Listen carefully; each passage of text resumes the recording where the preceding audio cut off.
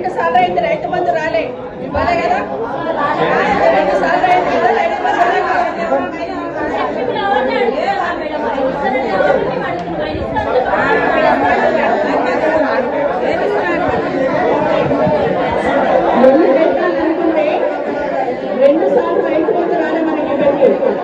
వానాకాలం రాలే మొన్న రాలే కదా మనం రుణమాఫీ చేస్తున్నాం రుణమాఫీ రైతు బంధు కూడా వేయాలి మరి రైతు బంధు ఆపేసి రుణమాఫీ చేస్తే లాభం ఏంటి అదే అడుగుతాం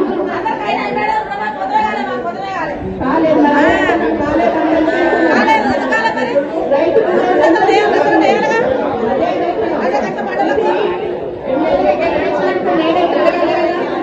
మా వాళ్ళకి ఇబ్బంది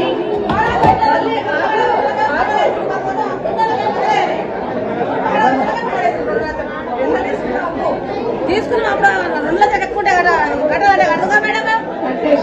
కడుగా కట్టిన వాళ్ళ కట్టినా కూడా వస్తలేవు మేము 11 నెలలకి ₹1 దున్నడానికే అలవాటు అదేంటే ఇవన్నీ ఉంటాయి కదా ఇప్పుడు రేషన్ కార్డు ఇస్తామని పెట్టి 3 సార్లు చెప్పేది పోయినసారి మేము ఇయ్యలేమని మీరు ఇస్తామంటే మరి ఇయ్యాలే కదా అంటాము ఇయ్యాలే కదా ఇయ్యమని అడుగుతున్నాం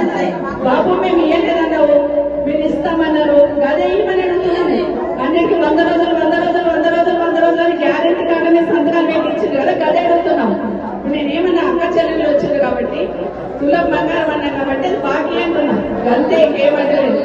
ఇప్పుడు కాదు 5 ఏళ్ళకి మళ్ళీ మీరు ఓటు అడగడానికి వచ్చినా మీరు బాకీ తులం బంగారం ఇచ్చి ఓటు అడుగుతున్నాయన మరి అంతే ఇంకేం లేదు వేరే మాట్లాడతలేదు నేను ఇస్తామన్నది ఇవ్వండి ఇప్పుడు కాకపోతే తర్వాత ఇవ్వండి అప్పు తెస్తారా తెచ్చియండి అప్పు తెస్తలేదా 1,50,000 కోట్ల అప్పు చేసిండ్రు ఇవ్వండి మరి గదే అడుగుతున్నాం ఇప్పుడు మొన్న దాకా ఏం చెప్పింది రైతు మంది వేసుకున్నాం పడ్డదా పడలే కదా గదే అడుగుతున్నాం గవి అడుగుతున్నాం 2 సార్లు రైతు బంధు వేయాలా రుణమాఫీ చక్కగా కాకపోయి తులం బంగారం వేయండి ఈ మధ్య నీళ్ళ సమస్య వస్తుందట ఇంతకుముందు నీళ్లు తాగడానికి మంచిగా వస్తుంది ఆడాడకుండా నీళ్ళు వస్తలేవంట ఎందుకు వస్తలేవు మరి అప్పటికి ఇవే లైన్లు ఉన్నాయి అప్పటికి ఈ లైన్ దగ్గర నీళ్ళు వస్తుండే అప్పటికి ఈ ట్యాంకులే ఉన్నాయి మరి ఎందుకు వస్తలేవు అది కదా లేదా అవే అడుగుతుంటాను బట్ ఏమైనా కూడా మగ చెల్లెళ్ళందరికీ ఎవరి పేరు చెక్కు తీసుకుంటున్నారో ₹1,00,000 ఆడబిడ్డ సుఖ సంతోషాలతో ఉండాలని పిల్ల పాపలతో ఉండాలని మనస్ఫూర్తిగా కోరుకుంటున్నా మరొకసారి మీ అందరికీ కూడా ఇది మాత్రమే అడుగుతున్నా ఏ మాట ఇచ్చే అధికారంలోకి వచ్చిందో కాంగ్రెస్ పార్టీలు గదే చేయమంటున్నాం ఇంకొకటి మన దగ్గర ఇంకోటి ప్రమాదం ఏం జరుగుతుంది అన్నోజులలో వచ్చిందా మొత్తం భూమి తీసుకుంటున్నాడు తిమ్మాపూరలు ఉన్నారు రోడ్డు అవసరం లేకుండా భూమి తీసుకుంటున్నారు కానీ వద్దంటున్నాం మస్తు రోడ్లు ఉన్నాయి ఉన్న రోడ్లనే మంచిది ఏంటి మళ్ళీ కొత్త రోడ్ ఎందుకు వేస్తారు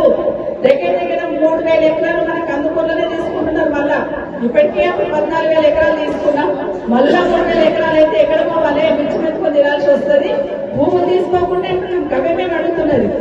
అదే అడిగితే కోపాన్ని వస్తే ఎట్లా ప్రజల కోసం పనిచేసినప్పుడు ప్రజలకు ఇబ్బంది లేకుండా ఉండాలని కోరుతాం మరొకసారి మీ అందరికీ కూడా ఇక్కడికి వచ్చిన మా చెల్లెళ్ళందరికీ చెక్కులు తీసుకోండి మీరందరూ తీసుకున్న వాళ్ళందరూ కూడా మీ ఆడపిల్లలు ఎవరికైతే తీసుకుంటున్నా వాళ్ళు మంచిగా ఉండాలని చల్లగా ఉండాలని ఎందుకంటే ఆడపిల్లలు చల్లగా ఇల్లంతా చల్లగా ఉంటుంది చల్లగా ఉండాలని కోరుకుంటూ మరొకసారి మీకు అందరికి వచ్చిన దానికి అభినందనలు తెలియజేసుకుంటూ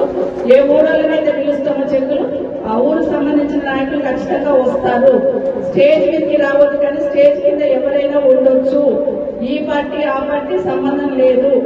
సర్పంచ్ చేసినోడో వార్డు మెంబర్ చేసినోడో ఎంపీటీసీ చేసినోడో వాళ్ళకున్న అనుబంధంతో వాళ్ళు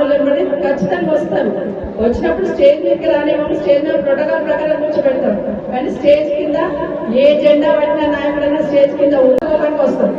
4,000 ఇస్తా అంటే కదా 100 రోజులలో నడితే కృష్ణనాయక్ ఏం చేస్తాడు ఏం చేయలేడు పైకి చెప్పాలి కాబట్టి అడుగుతున్నాం ఇప్పుడు అమ్మ పెన్షన్లు చూద్దాం ఇస్తామంటున్నారు కదా చూద్దాం మళ్ళీ మాట్లాడుతున్నాం మాట్లాడుతున్నాం ఏం మాట్లాడుతున్నాం